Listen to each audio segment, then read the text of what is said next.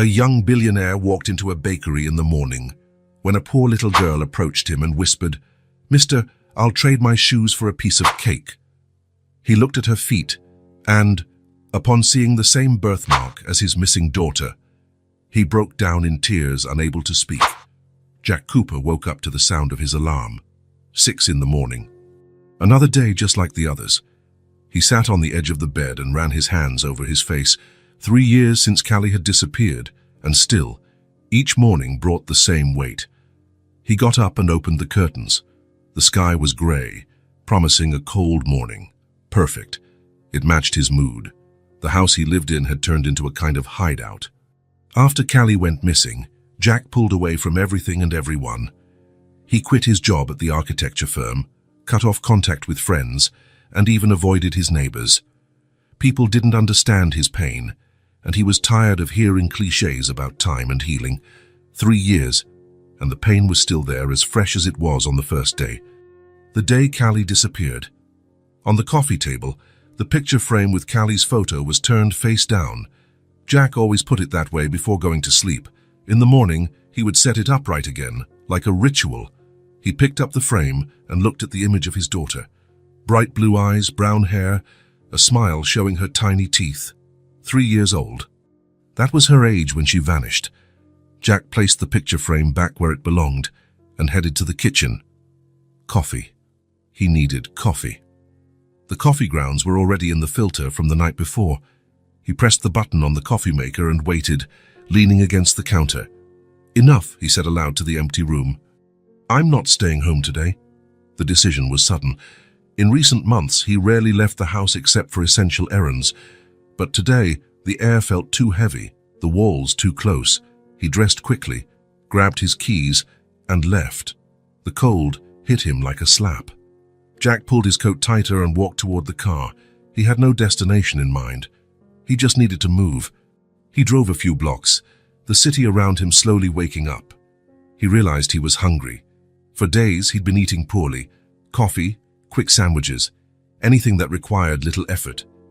He stopped at a bakery he had never noticed before. Maybe it was new to the neighborhood, or maybe he had simply never paid attention. "Bread and Company," said the sign above the bakery. Jack parked and went inside. A small bell rang to announce his arrival. The place was small, cozy, smelling of fresh bread, a few wooden tables, a long counter with glass displays full of pastries and bread. "Good morning, what can I get for you?" asked the clerk, a grey-haired woman with her hair in a bun. "Black coffee, large, and a cheese bread." Jack sat near the window. The coffee arrived steaming hot. He took a sip, feeling the warmth slide down his throat. Outside, the city was beginning its daily rhythm. People in a hurry, cars in motion, normal life. A life that seemed to run parallel to his own. The bakery door opened. Jack wouldn't have looked if not for the sound of a child's voice, high-pitched and excited. He turned automatically. It was a reflex he'd developed over the past 3 years. Every time he heard a child's voice, he had to look, always with that flicker of hope, quickly followed by disappointment. A little girl walked in alone. Jack watched, surprised. She couldn't have been more than 6 or 7. Far too small to be roaming around without an adult. She was visibly dirty, brown hair tangled, smudges of dirt on her face, clothes too big for her small frame. Her shoes, old and worn, looked like they were about to fall apart.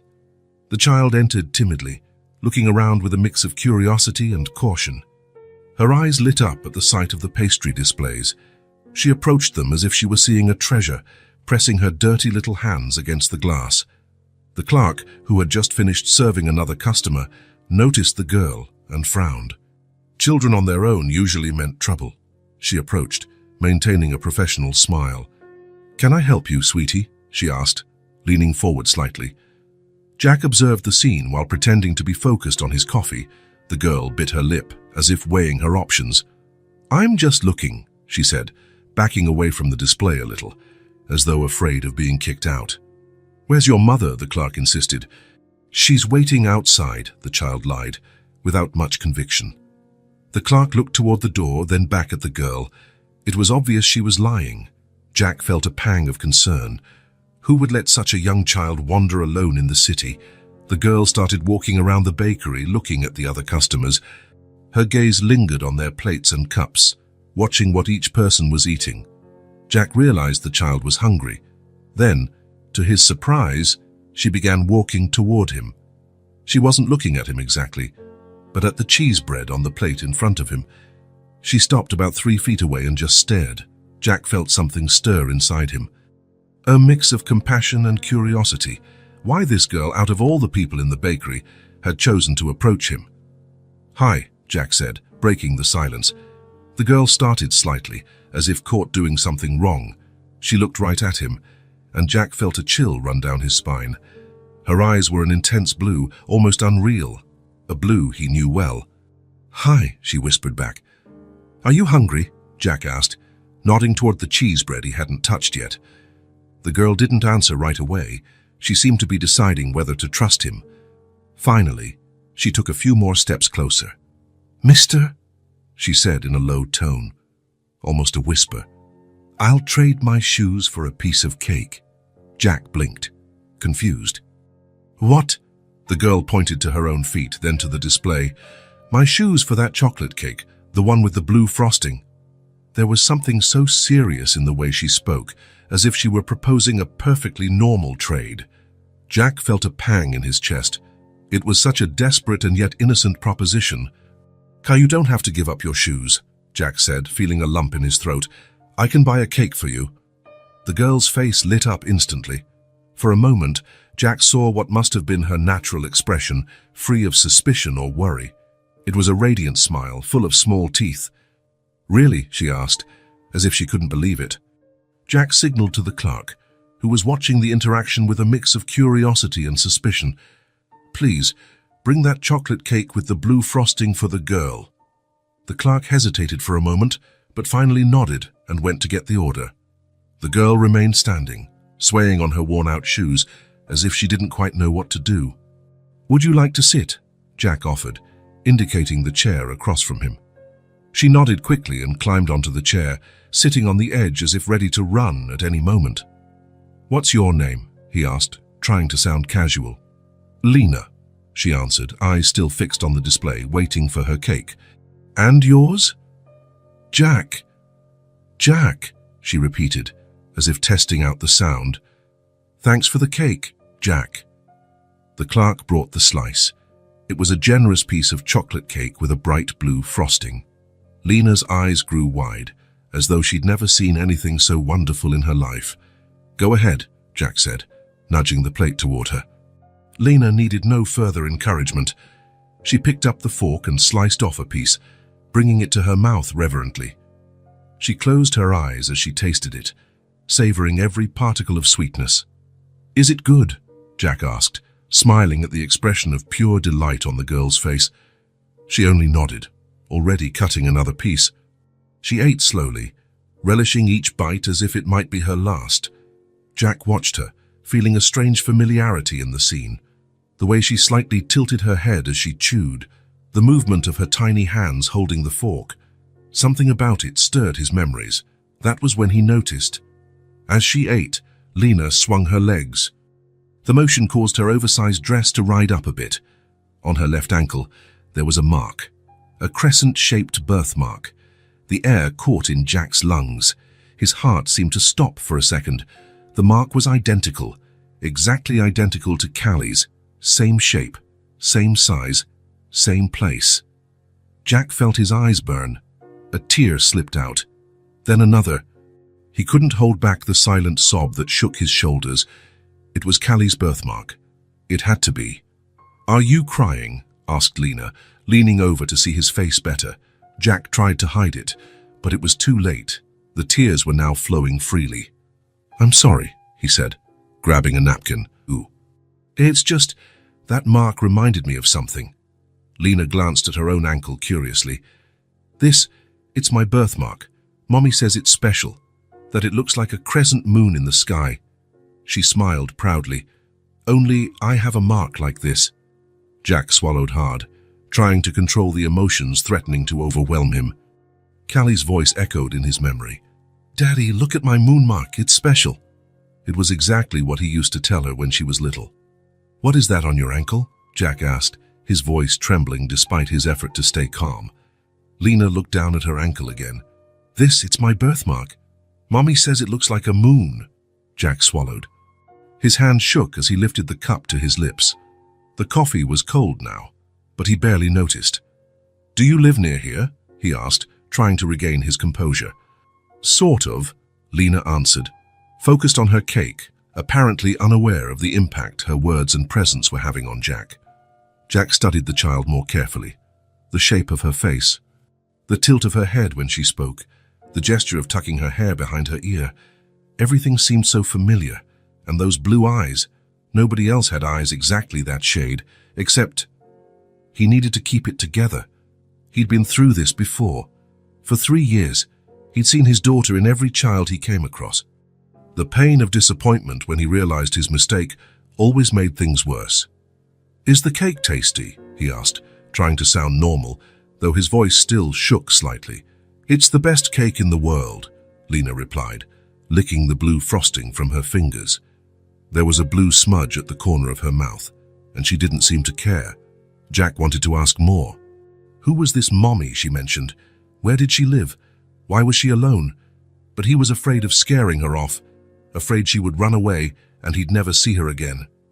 Lena finished eating with obvious pleasure, wiped her mouth with a napkin, and smiled at Jack. A smile that seemed to light up the entire bakery. "I have to go now. Mommy's waiting. Your mother is here." Jack looked around, his heart pounding.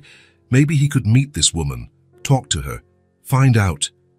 "No, she's at home," Lena said, hopping down from the chair. "Thanks for the cake, Jack." "Wait," Jack nearly stood up. "Are you alone? Want me to walk you home?" Lena smiled in warmth, as though amused by his concern. "I always walk alone. I know the way." Before Jack could say anything else, she waved and ran to the door.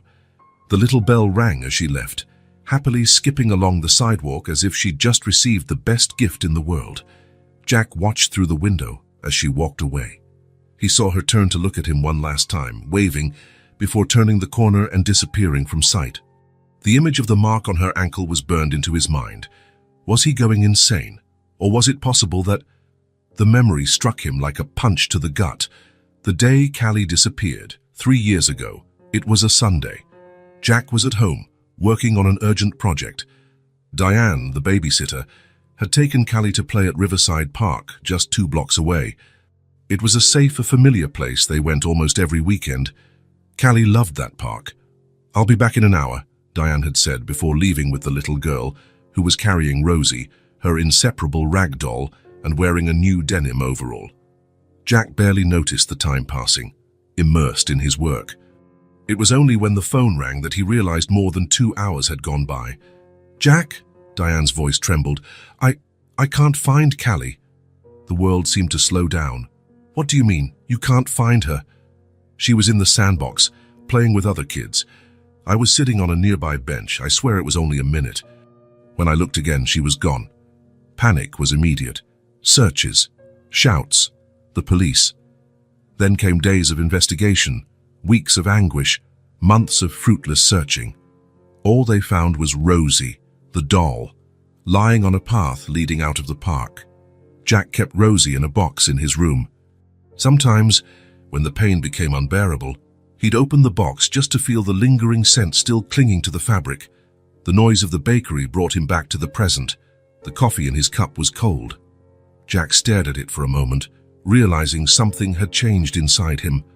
The birthmark, those blue eyes, the way she tilted her head when she spoke. And now walking alone on the street, a little girl alone in the city. Where was she going? Who was she living with? Jack left money on the table and headed out to the street. He looked in both directions, but Lena was already gone. The cold didn't feel so harsh anymore. He needed to find her again. He had to find out more. Above all, he had to control the dangerous hope that began to grow in his chest. For the first time in 3 years, Jack felt something other than emptiness. It was a strange sensation, almost forgotten, a mix of restlessness and purpose. Jack looked up at the grey sky. The clouds seemed a little less heavy now, and a ray of sunshine tried to break through. A new day was just beginning. Since meeting Lena in the bakery, Jack's life had changed. It wasn't a change that could be seen from the outside. His house was the same. His face still bore the signs of 3 years of exhaustion and pain. The change was within him, like a small ember refusing to go out. The morning after their encounter, Jack woke up early. He'd slept poorly, tormented by dreams in which he saw Callie running through a maze of streets, always one step ahead of him. He drank his coffee, got dressed, and headed to the bakery. He didn't know if Lena would come back, but he had to try. He arrived at 7:30 in the morning and sat at the same table as the day before. He ordered coffee and watched the door, waiting for the little bell to ring and announce the arrival of the blue-eyed girl, but she didn't appear. He stayed there until 10, downing cup after cup of coffee, flipping through a newspaper he wasn't really reading. No sign of Lena. He decided to try again the next day. The next morning, he repeated the routine. And the day after that. And the next. After 5 days, the clerk already looked at him with familiarity and a touch of pity. On the 6th day, she approached his table. "Are you waiting for someone, sir?" Jack hesitated. "A little girl. She was here almost a week ago. Brown hair, blue eyes." The clerk frowned. "Oh, that dirty child you bought a cake for. I haven't seen her since then." Jack nodded, disappointed. "If she shows up again, could you let me know? My name is Jack Cooper." He wrote his phone number on a napkin. "It's important." The woman took the napkin with a wary expression. "She's my niece," Jack lied, feeling guilty. "We're worried. She ran away from home." The lie seemed to work. The clerk's expression softened. "Of course, Mr. Cooper. If she shows up, I'll call." Jack thanked her and left. He sat in his car for a long time, staring at nothing. Perhaps he was going crazy. Maybe he'd imagined the resemblance, the birthmark. Maybe it was just his desperation creating connections where none existed, but he couldn't get Lena out of his mind. The way she spoke, how she tilted her head slightly when she smiled, and that mark identical to Callie's. The following day, instead of just waiting at the bakery, he decided to walk around the neighborhood. Maybe the girl lived nearby. He roamed the nearby streets, watching every child who passed by. He entered markets, swagged stores, asked at local schools if they knew a girl named Lena. Nothing. After a week of fruitless searching, Jack decided he needed professional help. He phoned Leonard Walters, a private investigator who had helped him in the search for Callie years before. They met at Walters' office, a small disorganized space that exuded competence. The investigator, a man in his 50s with graying hair and piercing eyes, listened attentively as Jack described his encounter with Lena. "Jack," he said when the other man finished, "I understand how you feel, but I have to be honest. You're grabbing onto any hope. I saw the birthmark, Leo, identical to Callie's." Walters sighed. "Birthmarks aren't that rare. And after 3 years, and you know how hard it is. If she was taken by someone, if she's now with another family." "I'm not asking for your opinion," Jack interrupted, harsher than he intended. "I want you to find her. That's all." The investigator nodded, unoffended.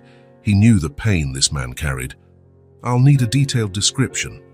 Approximate age, physical features, clothes she wore, anything you remember." Jack provided every detail he could recall. Lena seemed 6 or 7 years old, which matched the age Callie would be now. Brown hair, intensely blue eyes. She was wearing an oversized dress, probably second-hand. Her shoes were old and worn out. She was dirty, like she'd been playing in the dirt. And the birthmark. On her left ankle, shaped like a crescent moon, about half an inch long. Walters wrote everything down, promising to start the investigation immediately. He asked for an advance payment, which Jack handed over without hesitation. Money wasn't a problem, it never had been. "I'll check the local schools, shelters, social services. If she's registered anywhere, I'll find her." Jack thanked him and left the office with a mixture of hope and apprehension. Part of him wanted to believe he would finally find Callie.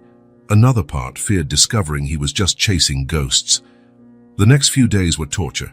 Jack kept going to the bakery every morning, waiting for hours, with no results. Walters called daily with updates on his search, but there was nothing concrete. No girl matching that description in nearby schools, no records in social services. After 10 days of searching, the investigator suggested widening their area. Maybe the girl didn't live in the neighborhood. Maybe she was just passing through that day. "I'll need more resources," Walters said, "and more time." Jack agreed without hesitation, but frustration was building inside him. The small ember of hope threatened to die again. On the 13th day after his encounter with Lena, Jack decided to change his routine. Instead of going to the bakery, he went to Riverside Park, the place where Callie had disappeared. He hadn't been there since that tragic day. It was like a wound he avoided touching. The park hadn't changed much. The same playground, the same benches, the same trees, now taller. Jack sat on a bench away from the crowds, watching children play. A dull ache pulsed in his chest. He should have spent more time with Callie. He should have cherished every moment, and then he saw her. Across the park, sitting alone on the grass, was Lena. She wore a different dress but equally oversized. Her hair looked like it had been combed, but it was still messy. She was drawing on the ground with a stick, completely absorbed. Jack felt his heart race. For a moment he was paralyzed, afraid she would vanish if he blinked. He took a deep breath and stood, walking slowly toward her, afraid to scare her off. When he was just a few steps away, Lena lifted her gaze. Those blue eyes, so familiar, so painfully similar to Callie's, lit up with a smile. "Hi, Jack." She remembered his name. Something inside him warmed. "Hi, Lena," he replied, trying to keep his voice steady. "What a coincidence, seeing you here." She shrugged, as if running into acquaintances in random places was the most normal thing in the world. "You disappeared," he said, sitting on the grass a short distance from her, mindful not to crowd her. "I went back to the bakery for days." "We don't go there much," Lena explained, going back to scribbling on the ground with her stick. "Aunt Marla says we can't waste money on silly things." Jack looked at what she was drawing. It seemed to be a house and with a smiling sun and 3 stick figures in front. "Is that your house?" he asked. Lena nodded. "That's me," she said, pointing to the smallest figure. "That's Aunt Marla and that's Uncle Walt. They're your family." The girl was silent for a moment, as though considering the question. "Sort of. They take care of me." Jack felt a pang in his chest. He wanted to ask 1,000 questions, but feared scaring her or coming across as suspicious. "Do you come to this park often?" he tried, and keeping his tone casual. "When it's sunny, yeah." She tilted her face toward the sky, squinting at the light. "Aunt Marla works over there." She pointed to a building across the street. "Sometimes, when she's busy, I stay here until she's done. All by yourself." Jack couldn't hide his concern. Lena shrugged. "I'm used to it." "And she always looks out that window." She pointed at one of the building's windows. "I know how to take care of myself." There was a forced independence in this child that broke Jack's heart. What kind of life did she have? Who exactly were these aunt and uncle she spoke of? "And do you like living with Aunt Marla and Uncle Walt?" he asked, trying not to sound invasive. Lena seemed to think about it. "They're nice to me. Aunt Marla makes sure I bathe every day and combs my hair. Uncle Walt tells me stories before bed." She paused. "But sometimes we don't have food. Daddy, Uncle Walt, is unemployed." Jack's heart skipped a beat. "Daddy?" "That's what Uncle Walt asked me to call him," Lena explained, not lifting her eyes from her drawing. "He said every kid needs a dad and a mom." A knot formed in Jack's throat. The idea of someone else being called Dad by his daughter, if she really was his daughter, stabbed him with pain. "Do you remember anything before living with them?"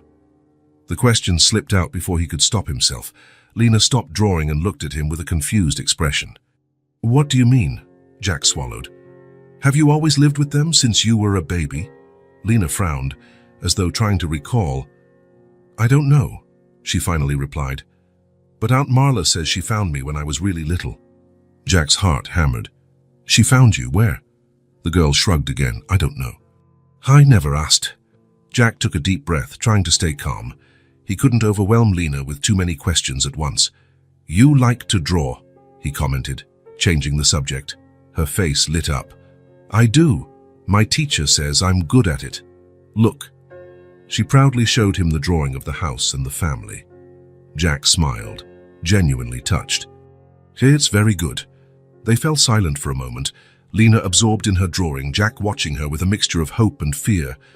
"Do you have any toys?" he asked, remembering Rosie, the rag doll he had kept all those years. Her smile faded slightly. "Not many. Uncle Walt made me a hobby horse, and we have an old ball. And dolls." She shook her head. "No. Aunt Marla said she'll buy me one for my birthday if we have money." Her eyes sparkled hopefully. "I want a rag doll, one with a little dress and yarn hair." Jack's heart nearly stopped. That was exactly how Rosie looked.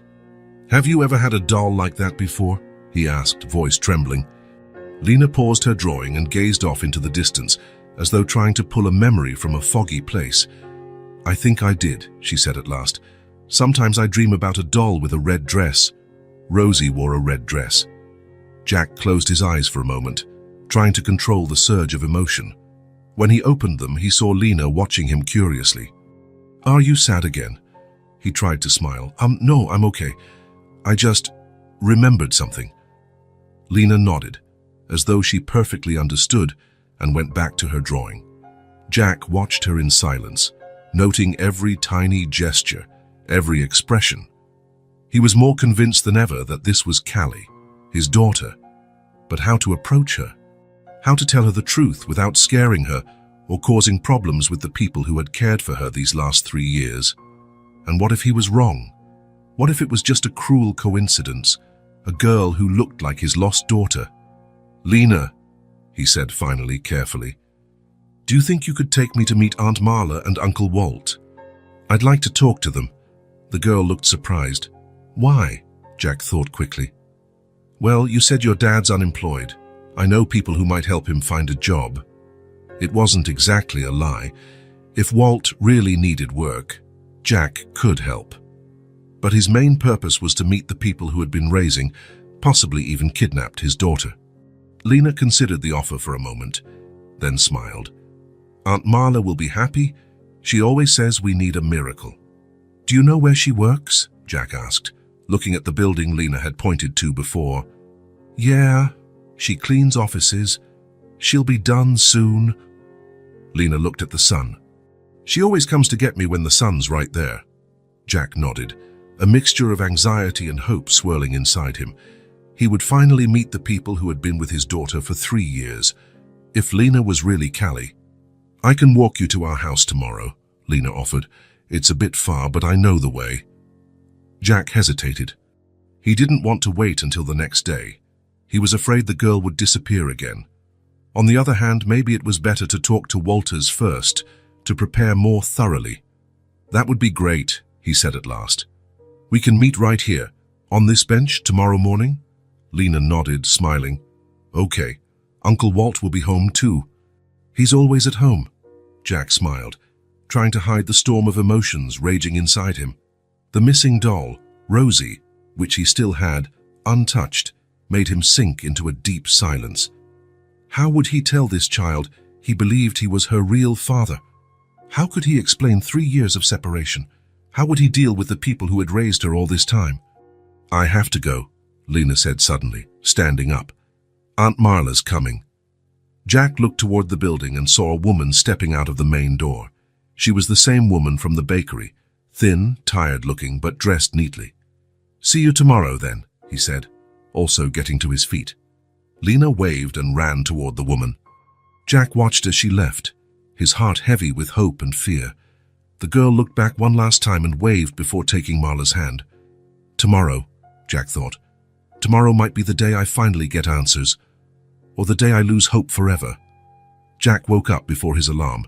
He'd slept poorly, tossing and turning for hours, thinking about the meeting with Lena. Today, he would meet the people who had been raising the girl for the past 3 years. He had to keep it together, go slowly. He couldn't just show up accusing them of taking his daughter. He got up and dressed carefully. He wanted to make a good impression. He chose simple but good quality clothes, dark jeans, a blue shirt, polished shoes. He didn't want to show off, but he also didn't want to appear sloppy. On his way to the park, he stopped at the same bakery where he had first met Lena. He was already a familiar face there. The clerk smiled when she saw him. "Good morning, Mr. Cooper." "Good morning. I'd like to take a cake." "Chocolate with blue frosting, if you have it." The woman's eyes showed recognition. It was the same cake he'd bought for Lena. She nodded and retrieved it from the display. "Did you find your niece?" she asked while she packed the cake. Jack hesitated for a moment. "Yes." "Thank you for asking." He paid for the cake and headed for the park, placing the box carefully on the passenger seat. The day was bright, though cold. Jack parked and walked to the same bench where he had talked to Lena the day before. He sat with the cake on his lap and waited. At 9:30, he saw Lena approaching along the stone path. She was running, hair flying in the wind. When she saw Jack, she broke into a big smile and waved. She was wearing a different dress this time, one slightly less worn, but still too big for her frame. "Hi, Jack," she said, stopping in front of him, slightly out of breath. "Sorry I'm late. Uncle Walt took forever to wake up." "No problem," he said with a smile. "I brought something for you." Lena's blue eyes lit up at the sight of the bakery box. "Is that a cake?" Jack nodded and handed her the box. She opened it carefully, as if it were a treasure. When she saw the chocolate cake with blue frosting, she let out a gasp of joy. "Just like last time, thank you, Jack. I thought you could share it with your family," he said. Lena gently closed the box. "I'll save it for after lunch. Aunt Marla says sweets before meals ruin your appetite." Jack smiled. This Aunt Marla seemed to care for the girl, despite everything. "Shall we?" he asked. "I'm eager to see your home." Lena nodded and started walking, holding the cake box tightly. Jack followed, trying to control his nerves. He was following a child he believed to be his missing daughter, heading to the home of people who might have kidnapped her. Or maybe not. Maybe they were good people who had found a lost child and cared for her all these years. He didn't know what to expect. They walked for about 20 minutes, moving away from the central neighborhood. The streets gradually became more run down, the buildings older and in poorer condition. They entered a clearly poorer area, with small businesses sporting worn facades and simple houses. "It's right there," Lena said, pointing to a small apartment complex. It was a 3-story building with peeling paint, but it looked clean. The tiny front yard, though small, had well-tended flowers. Lena led Jack up a side staircase to the 3rd floor. She stopped in front of a green door with the number 302 painted by hand. "We're here," she announced, opening the door without knocking. "Aunt Marla, I brought a visitor." Jack took a deep breath and stepped into the apartment. It was small but clean and organized. The living room and kitchen shared the same space. Simple furniture, some clearly second-hand, but everything in order.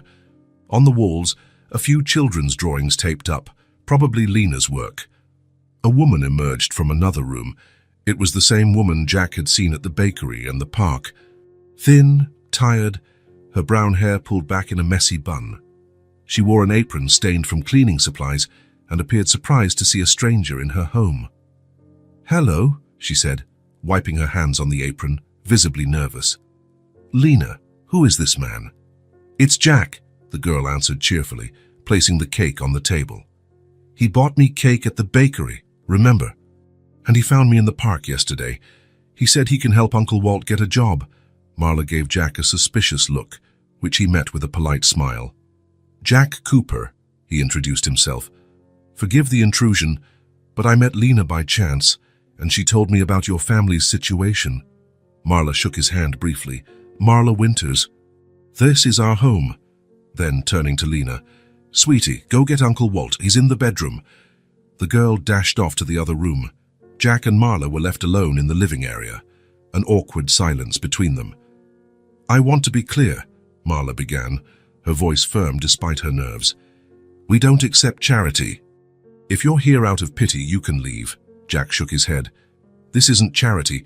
I really can help with employment. I have some connections."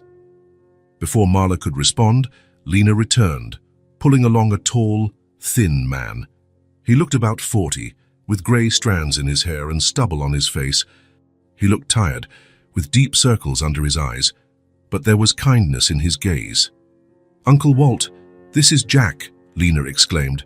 The man looked at Jack suspiciously, then at Marla, as if asking for an explanation. "This is Walter Winters, my husband," Marla said. "Walt, this is Jack Cooper. Apparently he met Lena at the bakery." The two men shook hands firmly. Jack felt Walter's calloused palms, hands that had clearly known hard work. "Lena said you're looking for a job," Jack commented. Walter grimaced. "I've been looking for months. I worked in construction, but the last site shut down. We're getting by on Marla's salary from cleaning." Marla seemed uneasy about the conversation. "Why don't we sit down?" "I'll make some coffee." Jack accepted the invitation and sat on the worn-out sofa. Lena sat beside him, excited about the visitor. Walter leaned against the wall, observing the stranger warily. While Marla prepared coffee, Jack glanced around, taking in details of the home and the family. There were photos on the wall, few but carefully placed. In one Marla was holding a younger Lena, perhaps around 4, apparently at a birthday celebration with a small cake in front of them. "Lena said she's been with you for quite a while," Jack commented casually. Walter and Marla exchanged a quick look. Tension filled the air. "Yes," Marla finally answered, bringing the coffee. "Almost 3 years." Jack's heart sped up. That timing exactly matched Callie's disappearance. "How did she come to live with you?" he asked, trying not to sound too eager. Another silent exchange between the couple. Marla set the coffee cups down and took a deep breath. "I found Lena alone in an abandoned subway station," she said. "The South Line, decommissioned years ago. I was cleaning there. Sometimes they schedule inspections. She was hiding in a corner, scared, dirty, hungry." Jack felt a knot in his stomach, imagining Callie, if this was truly her, lost, alone, only 3 years old. "Did she tell you her name?" he asked. Marla shook her head. "She barely spoke. She was so little. I asked her name over and over, but all she said was that she wanted to go home, that she wanted her daddy." "We thought about going to the police," Walter added quietly, as if confessing something shameful. "But we were scared. We were poor, didn't have all our papers in order. We were afraid they'd think we had kidnapped her. Or worse, they'd take her to a shelter," Marla said. "You have no idea what those places can be like, Mr. Cooper." "So you decided to raise her," Jack concluded, trying to keep his voice neutral. "We gave her a name," Marla said. "Lena." It was Walter's mother's name. Jack felt as if he'd been punched. They never contacted any official help. While he'd been turning the city upside down looking for Callie, appearing on TV, handing out flyers, offering rewards, his daughter had been just miles away, with a new name and a new family. "You never saw any missing child ads?" he asked, fighting to keep his tone calm. Marla looked away. "At first, we checked the newspapers, but the missing kids shown never looked exactly like her, and after a while, she was already our daughter," Walter finished. "I know it wasn't right, Mr. Cooper, but we're simple people. We always wanted a child.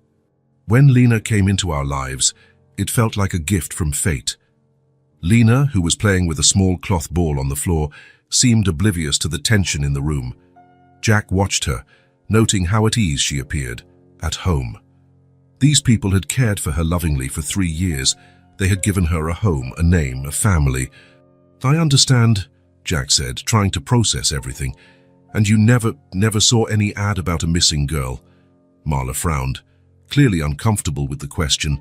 "We saw some, yes, but none that looked exactly like her.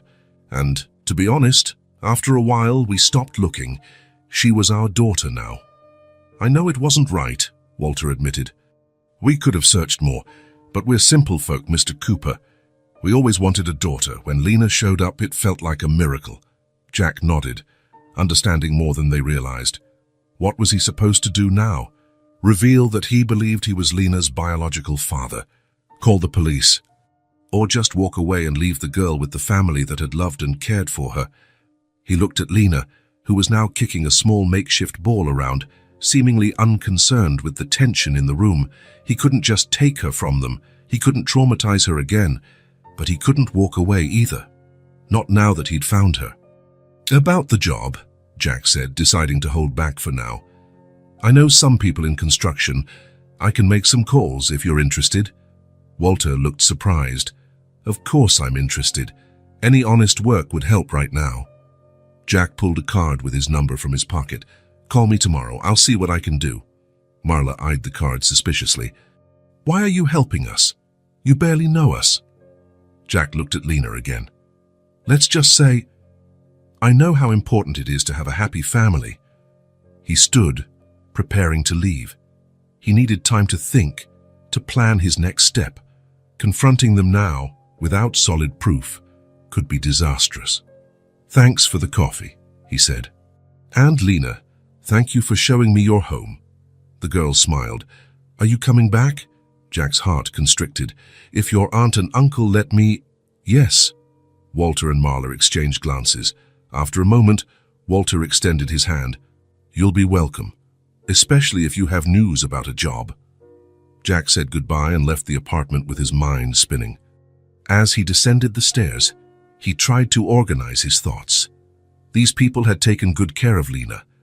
They didn't seem like kidnappers or criminals, just a simple couple who found an abandoned child and decided to raise her as their own. But that didn't change the fact that Lena, with her identical birthmark, her blue eyes, her familiar gestures, was very likely Callie. His daughter. Getting into his car, Jack made a decision. He would find concrete evidence. A DNA test would confirm everything, and then, gently, he would find a way to reveal the truth to Lena and to the couple who had raised her, without destroying what they'd built together over the past 3 years, because, above all, Jack wanted his daughter's happiness. Even if that meant sharing her with Walter and Marla Winters, Jack drove slowly through the city. Meeting Marla and Walter had shaken him to the core. If they were telling the truth, and his instincts said they weren't kidnappers or criminals, just simple people who found a lost little girl and, out of fear or opportunity, chose to raise her as their own. The sun was setting by the time he got home. He went in and tossed his keys onto the table.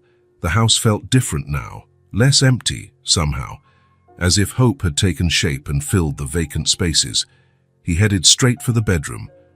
He opened the closet and pushed some clothes aside. In the back, there was a dark wooden box with hand-carved details. Jack had bought it shortly after Callie disappeared, specifically to store her memories. He carefully took out the box and placed it on the bed. He sat there for a few moments, just looking at the closed lid. Inside were his most painful and precious memories. He drew a deep breath and lifted the lid. The first item was a photo. Callie on her 3rd birthday, a few months before she disappeared. She wore a yellow dress and was blowing out the candles on a small cake. Her blue eyes sparkled with excitement. Jack traced the outline of her face with his finger, the same shape as Lena's eyes, the same smile. He pulled out more pictures.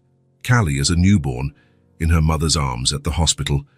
Callie at 1-year-old, taking her first steps. Callie at the beach, building a sandcastle. In each image, he searched for resemblances to Lena, her facial features, her expressions, her smile. Next, he took out her birth certificate. Callie Ann Cooper, born May 12th. He did a quick calculation. If Lena was Callie, she'd now be 6 years old, going on 7. That matched the girl's apparent age. Then he pulled out a small envelope. Inside was a lock of hair, Callie's first haircut when she turned 1. Light brown, almost blonde. Lena's hair was darker now, but it was common for kids' hair to darken over time. Finally, at the bottom of the box, wrapped in a cotton cloth, was Rosie, the rag doll Callie had carried everywhere. The only thing found on the day of her disappearance. Jack held it carefully, as if it were fragile and precious. It was a simple doll, handmade. Yarn hair dyed red, a red dress with white polka dots, button eyes. Years earlier, Helen, Callie's mother, had sewn it for her daughter during pregnancy. After Helen died in childbirth, the doll became a special bond between mother and daughter. Rosie had been discovered on a side path in the park, away from the playground, as if dropped during a struggle or while running. It was the first clue that Callie hadn't just wandered off. Someone had taken her. Jack ran his fingers over the doll's worn fabric. After 3 years, Callie's scent was gone, but the memories remained. He recalled how she hugged Rosie at bedtime, how she whispered secrets to the doll that even he couldn't hear. Lena had mentioned dreaming about a doll in a red dress. Could it be that, even after all this time, the memory of Rosie lingered somewhere in her mind? He placed the doll next to the most recent photo of Callie and compared the details. Callie's eyes had the same intense blue as Lena's, the shape of her face, the high cheekbones, the small turned-up nose, everything matched. And, of course, the crescent birthmark on her left ankle. But was that enough to be absolutely sure? Could he be seeing only what he wanted to see, creating connections that didn't really exist? Jack grabbed his phone and opened the folder of photos. He had secretly taken a few pictures of Lena at the park while she was drawing on the ground. It hadn't been easy. He didn't want to scare her or look suspicious. He zoomed in on one of the images where her face was most visible and compared it to Callie's photo. The resemblance was undeniable. He stood and went to his office. Inside a file drawer were all the notes and documents related to Callie's disappearance, folder upon folder stuffed with police reports, transcripts of interviews, theories, and investigations that led nowhere. He opened the main folder and began reviewing his notes. Callie had disappeared on a Sunday in October, around 4 in the afternoon. She'd been at Riverside Park with Diane, the babysitter. Diane left her playing in the sandbox while talking to another babysitter. When she looked back, Callie was gone. The initial search turned up nothing but Rosie, found on a side path. No witnesses had seen anyone taking a child. No security cameras in the area had recorded anything useful. The abandoned subway line Marla mentioned was less than a mile from the park. Was it possible someone had led Callie there, then abandoned her, or that she had wandered there on her own, lost and scared?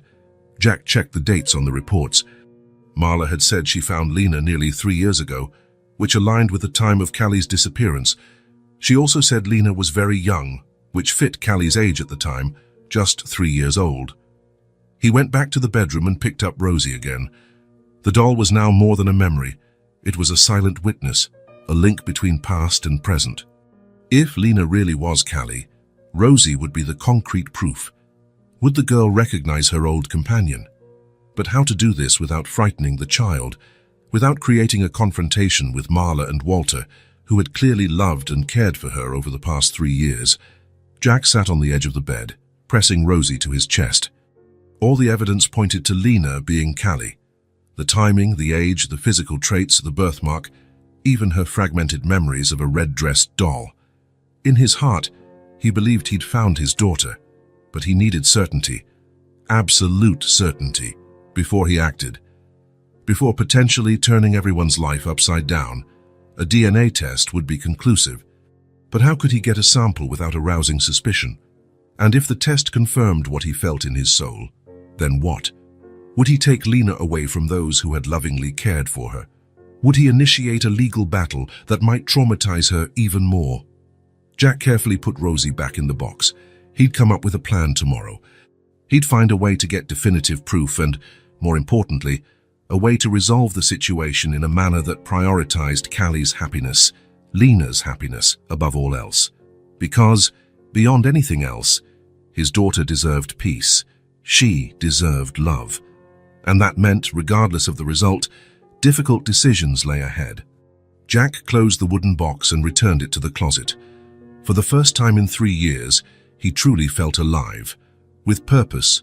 The pain was still there, but now it was accompanied by something else, hope. 2 days after visiting Marla and Walt's place, Jack parked his car in front of their small apartment building. In the passenger seat and trunk were shopping bags, groceries, cleaning supplies, some clothes for Lena, items he'd carefully chosen, thinking about the family's needs. He was still unsure how to proceed. After a sleepless night reviewing photos and documents, he was more convinced than ever. Lena was Callie, his daughter who vanished 3 years ago, but how to address that? How to reveal the truth without destroying the girl's world? He decided to start with a gesture of goodwill, helping the family who, despite the circumstances, had cared for his daughter with love. He carried the first bags up the stairs and knocked lightly on the green door of apartment 302. He heard hurried footsteps and Lena's excited voice. "It must be Jack!" "Aunt Marla, Jack is here." The door opened and there she was, her bright blue eyes lighting up as she saw him. She wore shorts and a simple shirt, looking neater than before. Her hair was combed, her face clean. "You really came," she said, practically jumping for joy. Jack smiled. "I promised I would, didn't I?" Marla appeared behind Lena, wiping her hands on a dish towel. She looked tired, but less suspicious than during their first meeting. "Mr. Cooper, what a surprise." "I brought some things," Jack said, holding up the shopping bags. "There's more in the car." Marla's expression wavered between gratitude and wounded pride. "You didn't have to—" "It's not charity," Jack assured, sensing her discomfort. "Think of it as an advance. I spoke to some contacts and got job interviews lined up for Walt at 2 construction companies." Marla's eyes widened. "Really?" Jack nodded. "They're on Monday. I wrote down the addresses and times." Walter emerged from inside the apartment. "Did I hear something about job interviews?" 2, Jack confirmed. "They're good firms, with proper contracts and benefits. I'm sure you'll get one of them." Walter offered a firm handshake. "I don't know how to thank you." "Help me bring the rest in," Jack suggested, heading back down with Walter. As they descended, Walter seemed to want to say something. Finally, he spoke. "Why are you doing this for us? You hardly know us." Jack opened the trunk, revealing more bags. "Let's just say, I know what it's like to struggle." It wasn't really a lie. After Callie disappeared, Jack fell into a deep depression, lost his job, nearly lost his home. Only friends' support had kept him from hitting rock bottom. They hauled the groceries upstairs. Inside the modest apartment, Lena was already rummaging through the first bags, discovering the clothes Jack had bought for her. "Look, Aunt Marla, a new dress." Marla looked both touched and embarrassed. Jack noticed her unease and intervened. "I heard your birthday is coming up, Lena. Consider it an early present." He had no idea when her birthday was, of course, but the excuse seemed to work. Marla relaxed a bit. "I'm going to try it on," Lena exclaimed, running to another room with the yellow dress in hand. Marla started unpacking the groceries, arranging them in the nearly empty cupboards. Jack and Walter helped quietly, a joint effort creating an unusual sense of closeness. "This will make a huge difference for us," Marla finally said, placing a bag of rice on the shelf. "Thank you." Jack nodded. "You seem like good people. And it's obvious you love Lena." The couple exchanged a loaded look. Jack sensed there was still much they hadn't shared about how the little girl had come into their lives. But that was a conversation for another time. Lena returned, wearing the yellow dress Jack had bought. She twirled around the living room, showing off. "How do I look?" "Beautiful," Jack replied, a lump in his throat. Yellow was Callie's favorite color. He'd chosen the dress with that in mind. "You really are," Marla agreed, adjusting the collar. "But we need to save it for special occasions." "But today is special," Lena protested. "Jack came to visit." Jack laughed. "You know what would make it even more special? If you came with me for a walk, it's a nice day out." The girl's eyes shone with excitement. "Can I, Aunt Marla, please?" Marla hesitated, glancing at Walt. It was clear she was reluctant to let Lena go off with a stranger, even one who'd been so generous. "We'll stay in the neighborhood," Jack promised. "Maybe grab some ice cream at that corner shop. You can come along too if you want." Walter placed a hand on his wife's shoulder. "I think it's fine. We'll finish unpacking the groceries." Jack understood the subtext. They wanted to talk alone, without Lena present. "We'll be back in an hour, tops," he promised. Lena grabbed his hand, pulling him toward the door, eager to leave. The feel of her small hand in his brought back memories that nearly made him cry. How many times had Callie held his hand like that, trusting and excited? They went down the stairs and walked along the sidewalk. The neighborhood wasn't the best, but it seemed calm at that time of day. Some people chatted on their doorsteps. Children played in a small makeshift playground. "Where are we going?" Lena asked, hopping beside him. "How about ice cream first, and then we can check out that park?" Jack pointed to a small green area about a block away. Lena agreed enthusiastically. At the ice cream shop, she chose strawberry, while Jack got chocolate. They sat on a bench to enjoy their treat. "Are you rich?" she asked suddenly, with the frankness only a child can have. Jack smiled. "Not exactly. I have enough money to live comfortably. Uncle Walt says one day we'll be rich too, when he finds a good job." "I'm sure he will," Jack replied. "Your uncle seems like a hard-working man."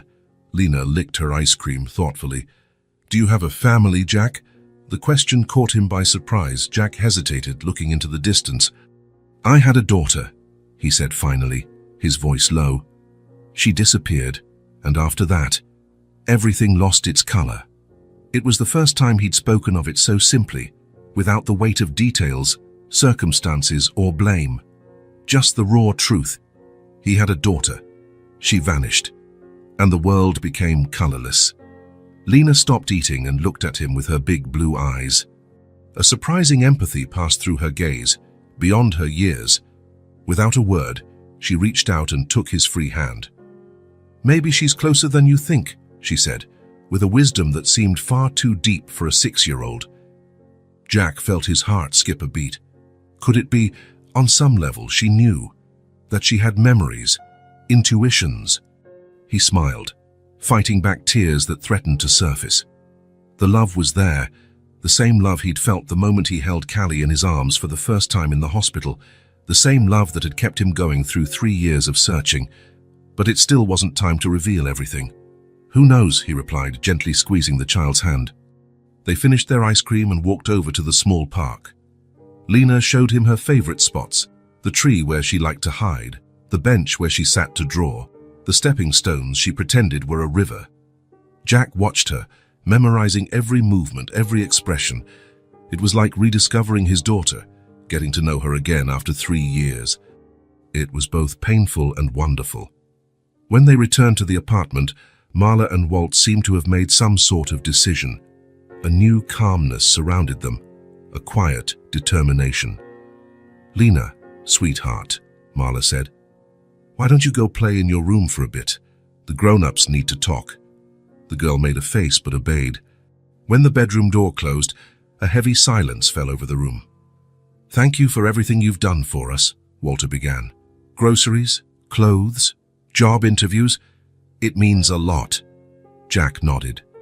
It was nothing. But, Marla continued, hesitant, we need to know why. Why are you so interested in our family? In Lena? This was the moment Jack had both dreaded and expected. He took a deep breath, preparing himself. 3 years ago, he began, my daughter Callie disappeared. She was at Riverside Park with her babysitter. 1 minute she was there, the next she was gone. Marla and Walter tensed, their faces growing guarded. I looked everywhere. I offered rewards, went on TV, handed out flyers. Not a day went by that I didn't search for her. Jack took a photo of Callie from his pocket and placed it on the table. A little girl of 3, shining blue eyes, brown hair, a dazzling smile. The resemblance to Lena was unmistakable. When I met Lena at the bakery, I noticed the birthmark on her ankle, identical to Callie's. Same shape, same place. Then I saw her eyes, her smile, the way she tilts her head when she talks. Everything matched. The couple stared at the photo in silence. Marla's face had turned pale. Walter's fists clenched, as if bracing for a fight. I believe Lena is my daughter, Callie, Jack finally said. All the evidence points to that. The age, the timeline, her physical appearance, and the birthmark. A thick silence ensued. Marla was the first to speak, her voice trembling. You came to take her away. The question was loaded with fear and pain. Jack shook his head. I didn't come to take her away from you. I came to find the truth. So Lena knows who she really is. And then, Walter asked, his voice tight. Then, Jack said, we'll figure out what's best for her alone, not for me, not for you, for Lena. Marla began to cry softly, tears streaming down her tired face. Walter wrapped an arm around her shoulders. She's everything we have, Marla murmured. I know, Jack replied, and I can see you love her, that you cared for her when I couldn't. We found her, Walter said finally, echoing Marla's earlier words about the station. Like Marla told you, in that abandoned station, she was alone, scared. We couldn't just leave her. I understand and I thank you for caring for her, but she has the right to know the truth, to know her real story. Marla wiped her tears and, surprisingly, nodded. I always knew this day might come, she said softly. I always knew she was too special to be just ours. Jack felt a lump in his throat at the dignity and acceptance of this woman. "I don't want to take her from you," he assured. "I just want to be part of her life.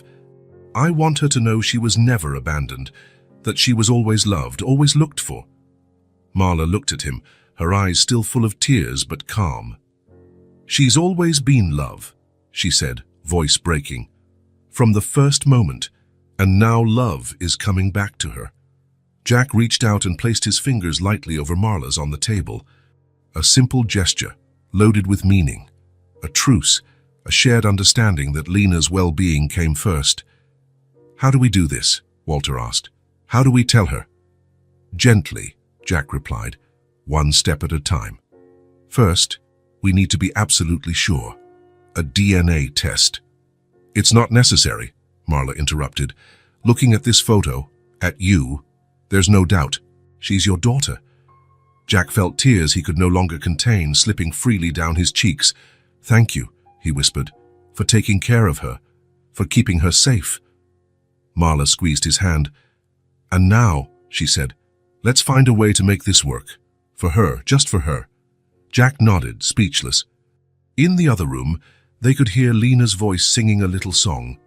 It was the most precious sound in the world, a sound he'd thought never to hear again, the sound of hope reborn.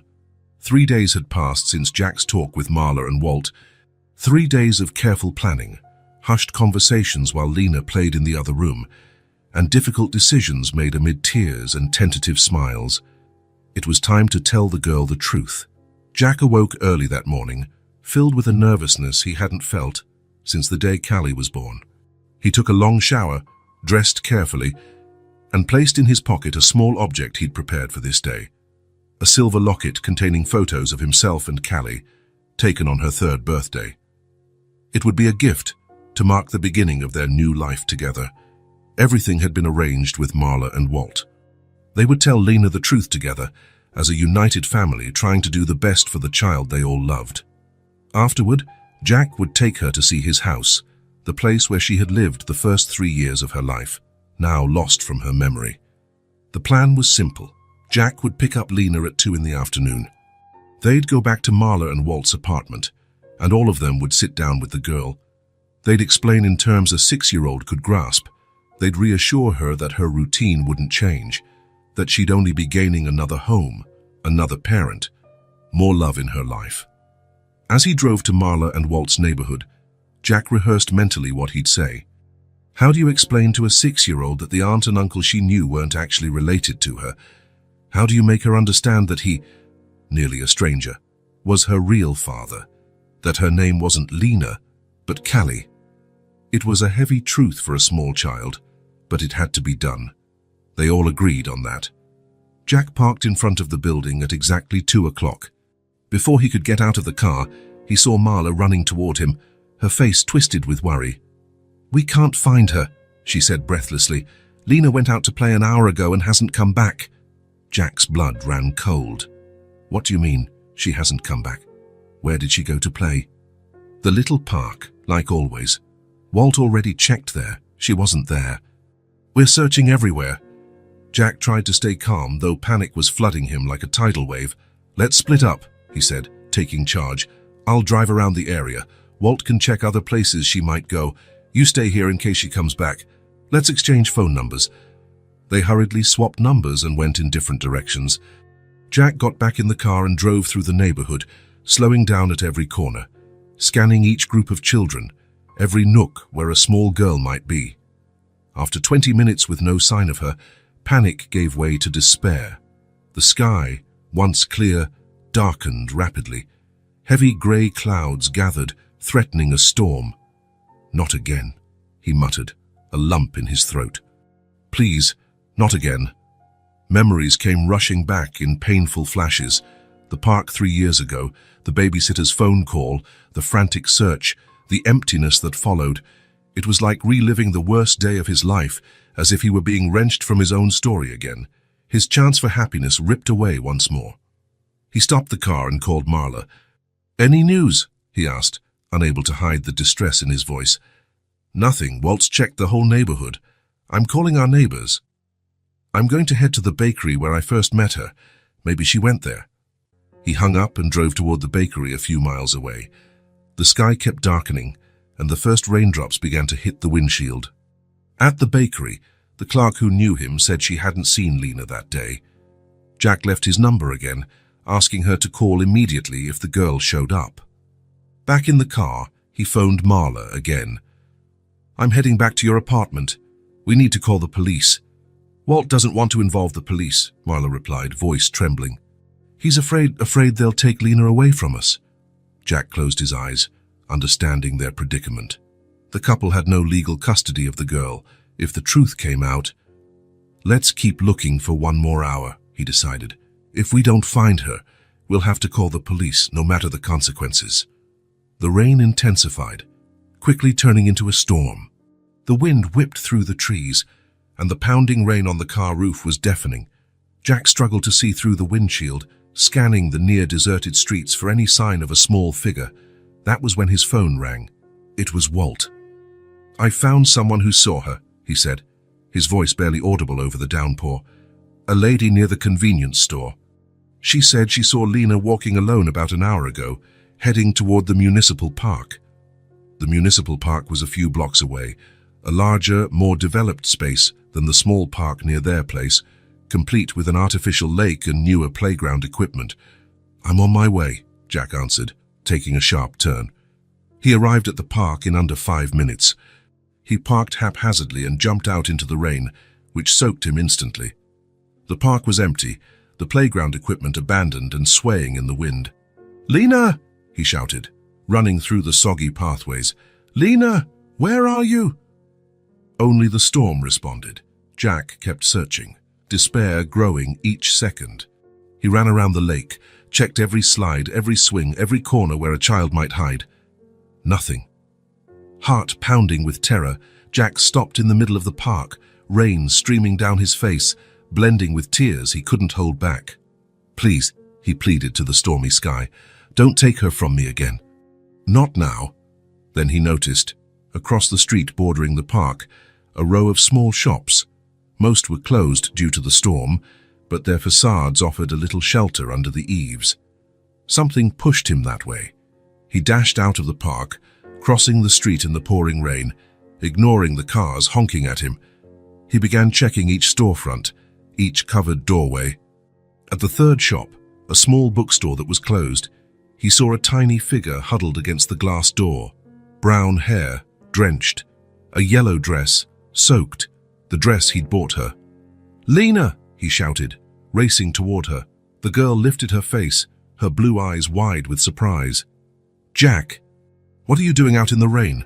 He knelt before her, taking her icy little hands in his, frantically checking if she was okay, if she was hurt. "We've been looking everywhere for you," he said, voice quivering with emotion. "Your Aunt Marla, your Uncle Walt, all of us.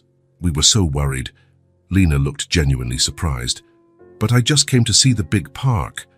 When it started raining, I came here. I was waiting for the rain to stop so I could go back."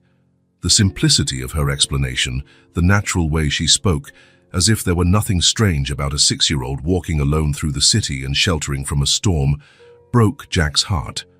"You can't go off like that without telling anyone," he said, trying not to sound too harsh. "We were worried sick."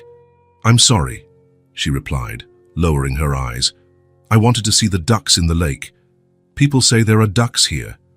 Jack managed to smile, despite the tension that still gripped him. "Yes, there are ducks. I can bring you another day to see them. But for now, we need to get back. Your Aunt Marla must be frantic." He pulled out his phone and called Marla, letting her know the good news. Then he took off his jacket and draped it over Lena, picking her up in his arms. "Let's get to the car. It's too cold out here." She nestled against his chest, her thin arms around his neck. Jack felt a wave of love so intense it almost knocked him over. His daughter, his Callie. Finally in his arms again, they ran to the car, shielding themselves as best they could from the relentless rain. Jack cranked the heater to full blast, handing Lena a blanket he kept in the glove box for emergencies. "Better?" he asked, seeing her wrap herself in the soft fabric. She nodded, her wet hair plastered to her face, her lips slightly blue from the cold. "Thanks for finding me, Jack." At that moment, Looking at the little face he'd almost lost twice, Jack knew he couldn't wait any longer. Life was too fragile, precious moments too fleeting. "Lena," he began, turning toward her. "I have something very important to tell you." She looked up, curiosity shining in those big blue eyes. "Do you remember when I told you I had a daughter who disappeared?" Lena nodded.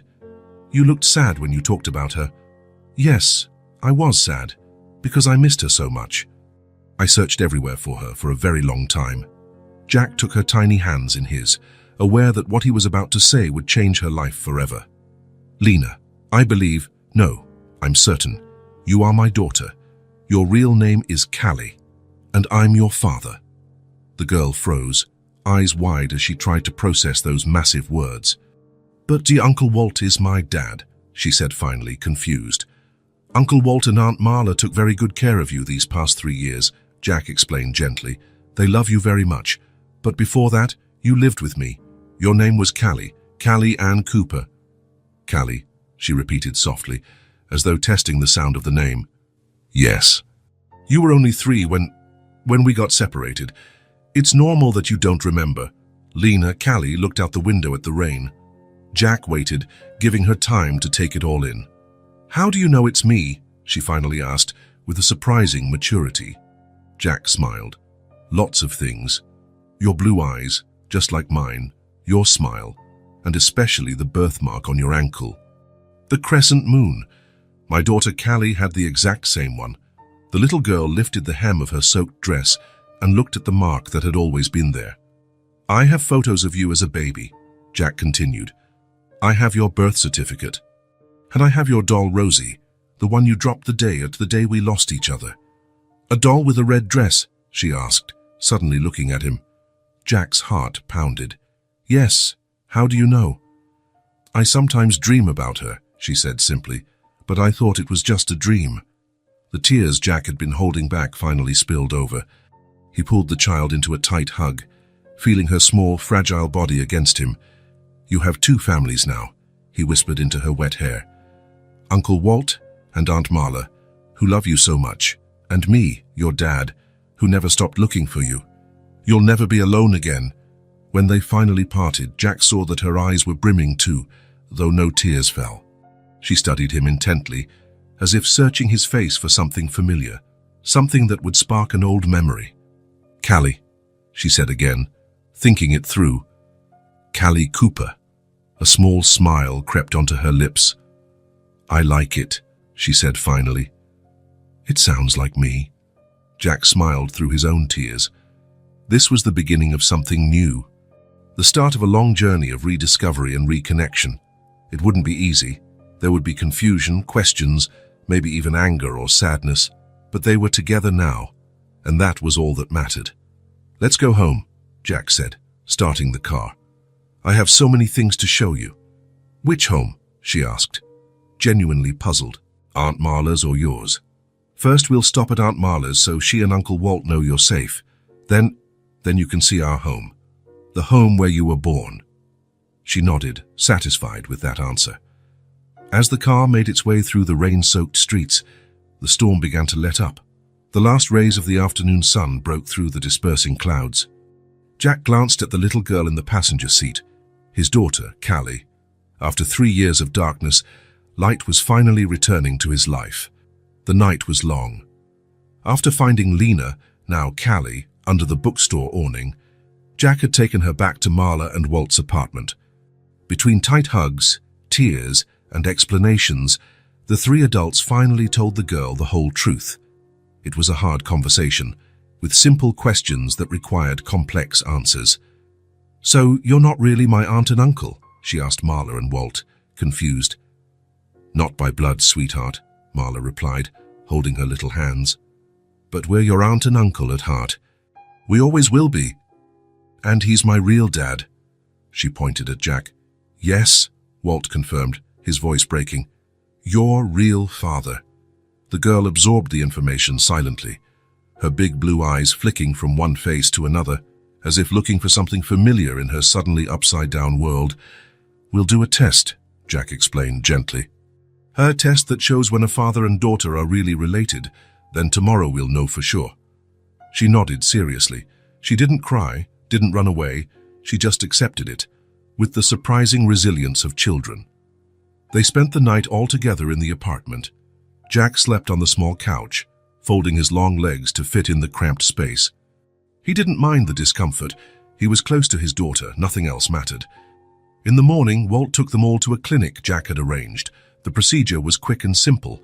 A swab inside the cheek for both Jack and Callie. The results would be ready in a few hours, given the urgency Jack requested. By noon, Jack's phone rang. He stepped away from the others to take the call. When he returned, his face was transformed, a radiant smile, tears brimming. "Positive," he announced, his voice trembling. 99.9998% probability of paternity. Marla wept quietly. Walt held her, his eyes also misty. Callie, sitting between them on a clinic bench, looked at Jack with growing curiosity. "So you really are my dad," she said, not as a question but a statement. Jack knelt before her. "Yes, Callie, I am your father." The little girl reached out and touched his face, her tiny fingers tracing his features as though memorizing them. "Can I see your house now?" she asked, surprising them all with the simplicity of her request. Jack looked to Marla and Walt, who silently nodded. "Our house," he corrected gently. "Yes, you can." They had lunch, and then came a tense moment of parting. Although they all agreed Callie would spend some days with Jack, getting to know his home and her own story, the separation was still difficult. "We'll see each other every day," Jack assured Marla and Walt. "And you'll always be part of her life." Marla hugged Callie tightly, fighting back tears. "Have fun, sweetheart, and remember, we love you very much." Walt simply hugged her, unable to speak without breaking down. Callie promised to come back soon, not fully grasping the emotional weight of the moment.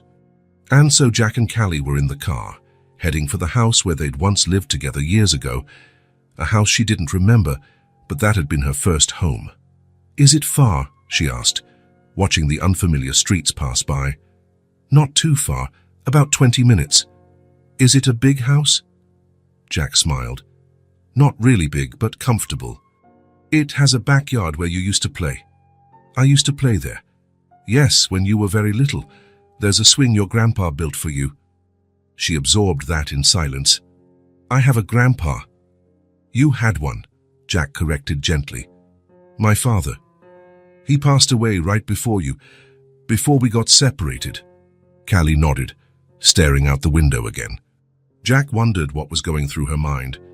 So many changes, so much new information in a short time. Finally, they arrived. Jack parked in front of a two-story house with a white exterior and blue shutters, a small, well-kept garden out front. "This is it," he announced, turning off the engine. "We're home." Callie peered through the window, studying the house with curiosity. Jack exited and opened her door, offering his hand. She took it and got out, her gaze still fixed on the building as if waiting for it to speak, to reveal a secret. They walked to the front door together. Jack felt Callie's hand tighten around his as he inserted the key. A click, and the door opened. "Welcome," he said, his voice barely above a whisper with emotion. They stepped inside. The living room was neat and tidy, furnished simply but tastefully. On the walls, a few framed photos, most of them of Callie as a baby. Jack watched his daughter look around, her blue eyes taking in every detail. "Want a tour?" he asked. She nodded, still holding his hand. They started with the living room, then the kitchen.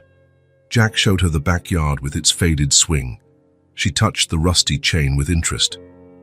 "This is where you took your first steps," Jack said, pointing to the patch of grass. "You fell and got up many times until you managed to walk on your own." "You were so determined," Callie smiled.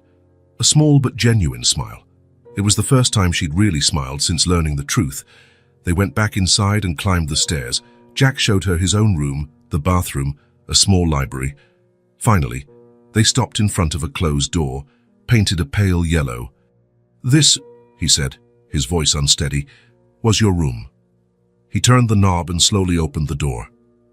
The room was almost exactly as it had been 3 years ago. Softly painted walls, a small bed with a floral comforter, a shelf with children's books. some toys neatly arranged, a white dresser next to the bed. And on top of the dresser, sitting as though awaiting someone, was Rosie. Jack watched as Callie entered the room slowly, her eyes locked on the rag doll in the red polka dot dress. For a moment, he feared she wouldn't recognize it, that the dreams she'd mentioned wouldn't be enough to trigger a real memory. But then Callie ran to the dresser. She picked up the doll gently, as though it was precious and fragile. She hugged it to her chest and closed her eyes. "This was mine," she whispered, reopening her eyes, shining with excitement. "I remember her." Jack felt his heart skip a beat. He swallowed the lump in his throat, fighting not to cry. "Yes," he managed. "That's Rosie. She was your favorite doll. She stayed with me all this time, waiting for you to come back." Callie ran her hand over the doll's red yarn hair, its button eyes, the dress faded by time. Recognition filled her gaze. "Rosie," she whispered, testing the name. "My friend Rosie." Jack approached and sat on the edge of the bed, watching the silent reunion. Years of pain, searching and nearly broken hope converged in this simple and miraculous moment. Callie looked around the room, absorbing its details. Her eyes came to rest on the blank white ceiling. "Could we have stars on the ceiling?" she asked suddenly, still clutching the doll. Jack smiled, tears finally escaping his eyes. "We can have the entire sky if you want," he replied, voice trembling. She smiled and, in a gesture that took Jack completely by surprise, moved closer and hugged him. A small, tentative hug, but a hug nonetheless, the first one she'd initiated. "Thank you," she said simply. Jack hugged her back, feeling her small frame in his arms. That moment, that embrace, was worth every second of the 3-year search, every tear, every sleepless night. "You're welcome, my daughter," he said, savoring each word. "Welcome home." Through the bedroom window, the soft evening light poured in, golden and warm. On Callie's lap, Rosie seemed to smile with her stitched red lips. And in Jack's heart, for the first time in 3 years, there was complete peace. The house, once empty, was now full of hope, of possibilities, of love, full of sky. Autumn arrived, coloring the trees in shades of red and gold. 3 months had passed since Jack found Callie. 3 months of adjustment, of rebuilding, of forming a new routine with patience and love. The first week was hard. Callie swung between moments of joy at finding her real dad and moments of sadness at missing Marla and Walt. Jack noticed when she'd go quiet, hugging Rosie, staring out the window with distant eyes. "Do you miss them?" he asked her one day. She just nodded, no words. "We can visit them today if you want." Her face lit up. "Really?" "Of course. I promised they'd always be part of your life, remember?" Jack kept that promise. Not only did he allow frequent visits, but he encouraged them, preserving Callie's bond with the couple who had raised her for 3 years. Surprisingly, to many, including the judge who finalized Callie's return to her biological father, Jack never pressed criminal charges against Marla or Walt. "They found her lost and loved her," he told his lawyer, who insisted on prosecuting for harboring a minor. "I'm not going to ruin the lives of people who saved my daughter." Instead, Jack did something unexpected. He helped them financially. Walt got a job at one of the construction companies Jack recommended, but the starting pay was modest.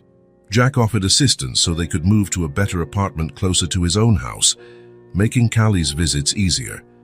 "We can't accept," Walt refused at first, pride wounded.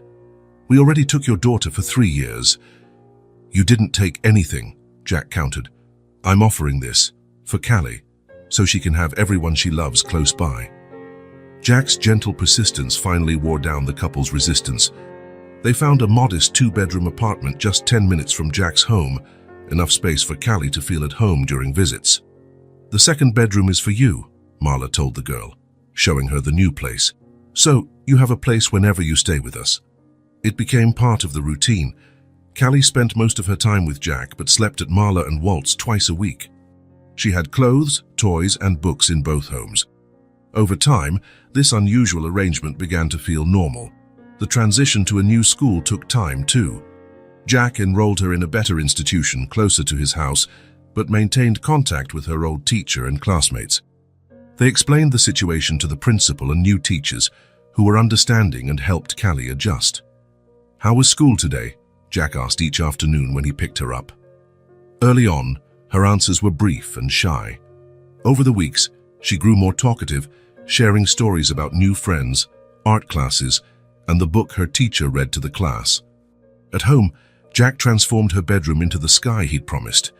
He hired an artist to paint a mural of the solar system on the ceiling. Stars, planets, comets, all glowing in the dark when the lights went out. Callie loved lying in bed before sleep, gazing at her private universe above her.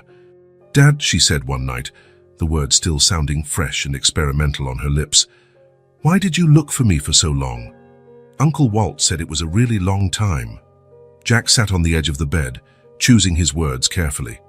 "Because you're part of me," he said eventually.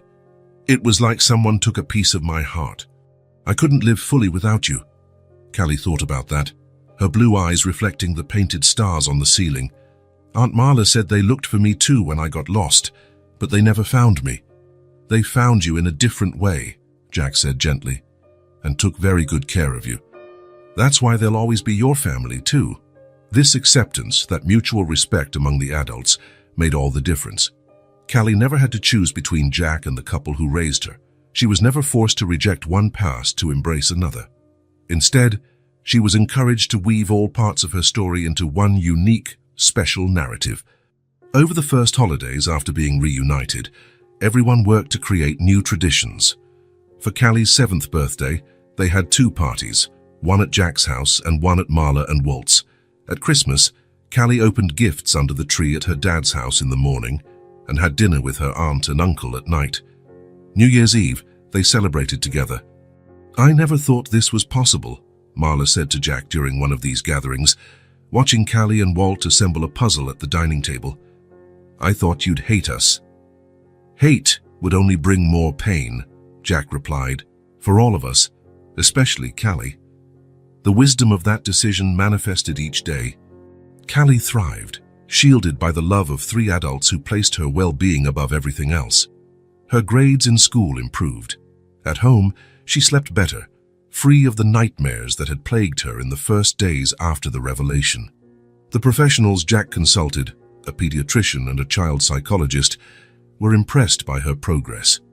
"Children are resilient," the psychologist explained, "especially when they feel safe and have consistency."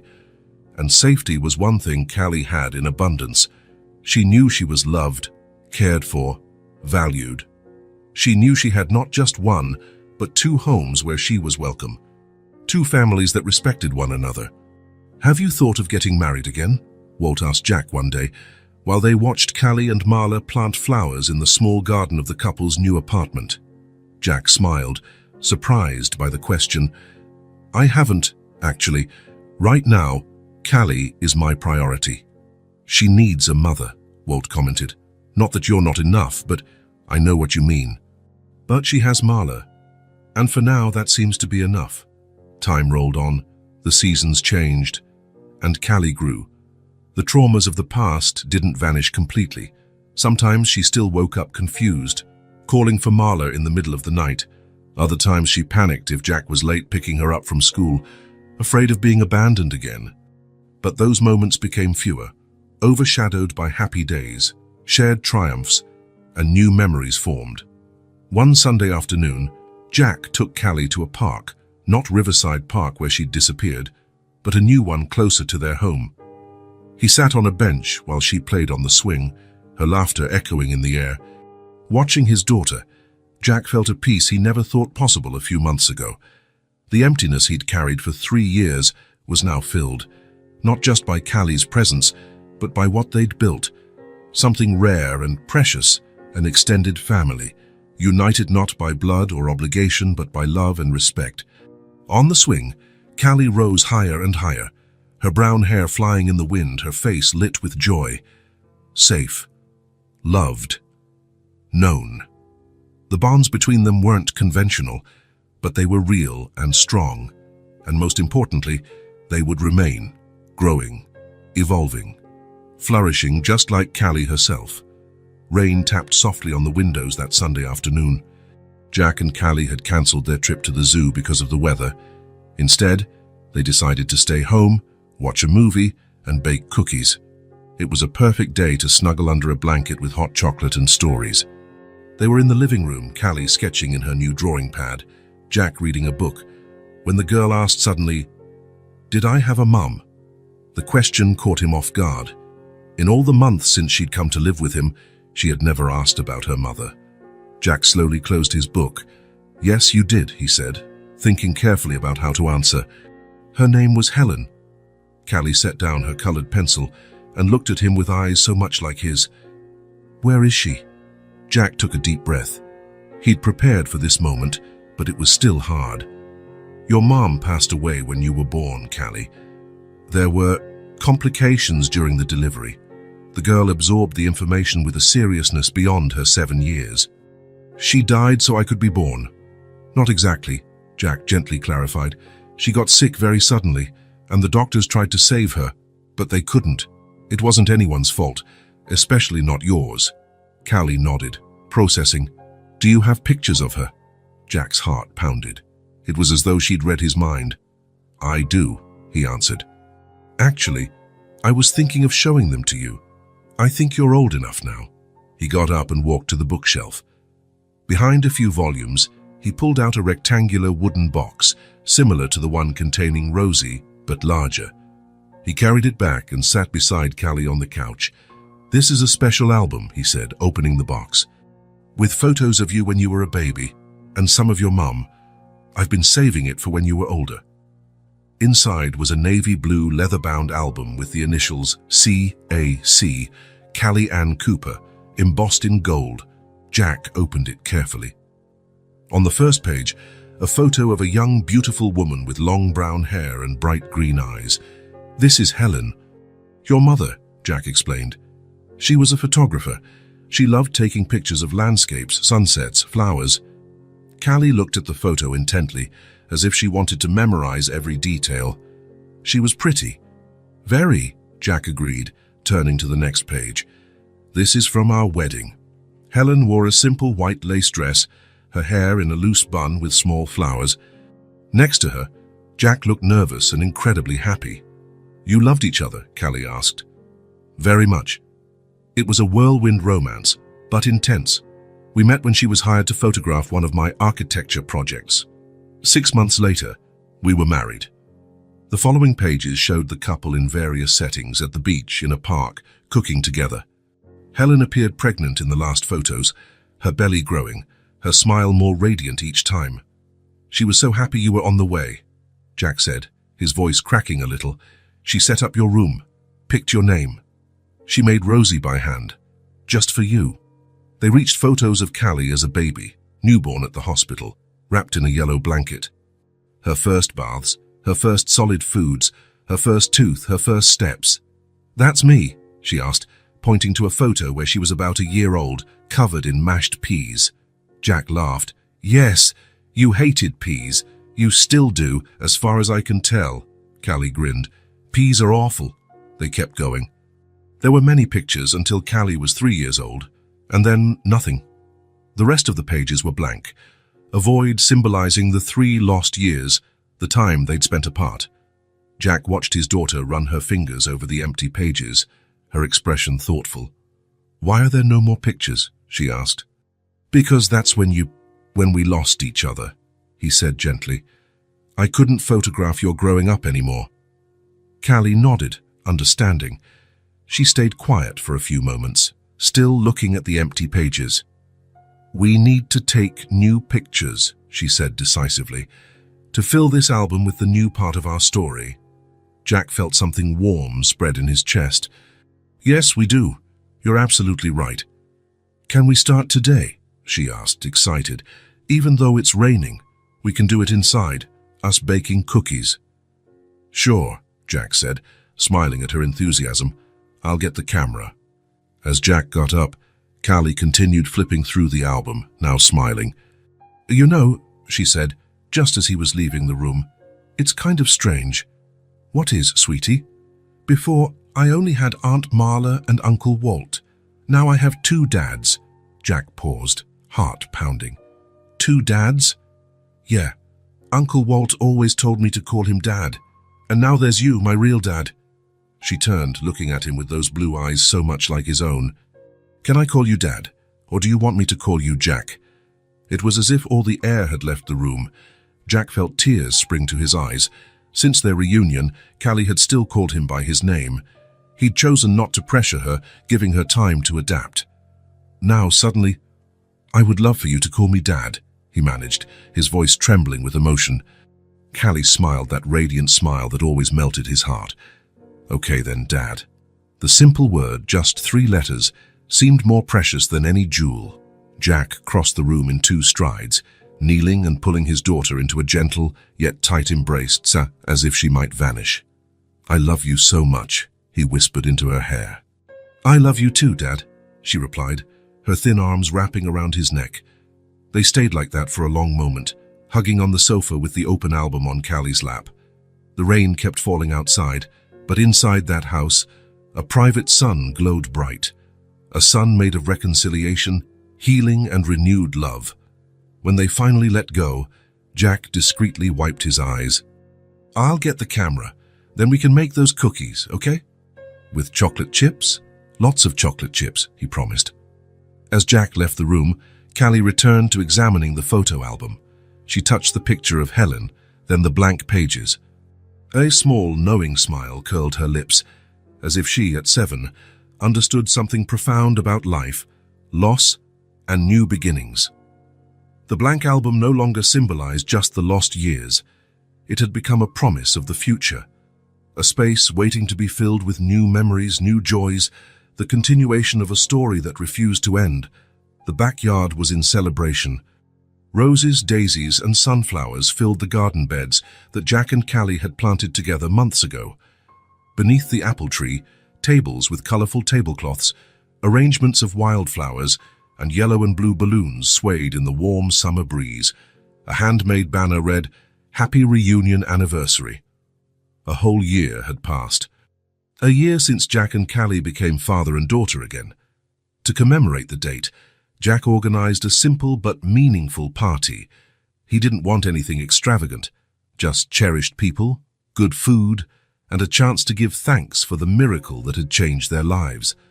Marla and Walt were the first to arrive, carrying a large chocolate cake with blue frosting, a reminder of that first meeting in the bakery. Callie's face lit up at the sight of them. Soon, neighbors, classmates, and friends from school arrived, including the teacher who had helped her adjust. Lively conversations and laughter filled the perfumed afternoon air. Kids ran between the flower beds, carefully dodging the blooms.